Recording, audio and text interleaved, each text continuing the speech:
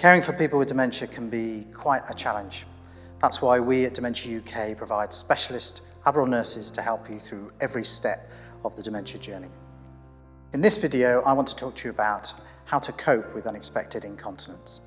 Now, there are three key elements to that. The first is about preventing unexpected incontinence in the first place.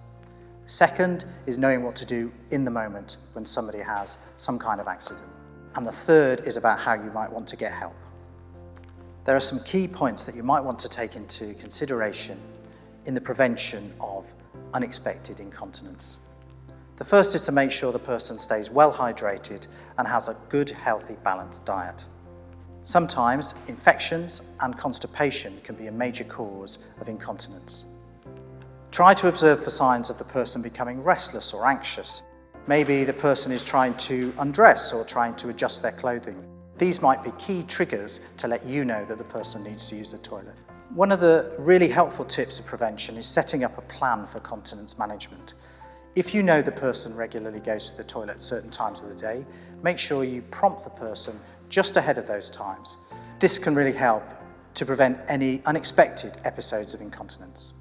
Another way of helping to prevent incontinence is making sure the person can find the toilet when they need to. A simple way to do this at night would be to leave the toilet light on so the person can find their way to the toilet when it's dark. The second part in this video is about how you cope in the moment. Periods of incontinence can be distressing for everybody concerned, but you have to remember that it isn't the person with dementia's fault, and it is nothing to be ashamed of.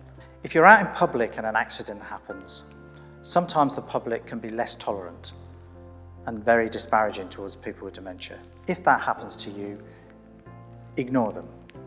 That is a problem with them rather than you. Make sure the person is comfortable and clean because you don't want to introduce any more infection. It's often handy to take some gloves, any continence aids that the person needs, and sometimes a change of clothing is necessary. If you're planning a trip or you're out and about, make sure you know where the toilets are. It's often really essential to know this so that should there be any accidents in public, you can quickly find the nearest facility. Remember to try and help the person with dementia with a non-critical attitude. Very often people with dementia can feel embarrassed or ashamed when they've been incontinent. The third section of this video is getting help. People like your GP or your local continence advisory service will be able to provide help and advice and suggestions of how you can manage a person with dementia's continence. Carers often feel embarrassed about a loved one's continence issues. Don't.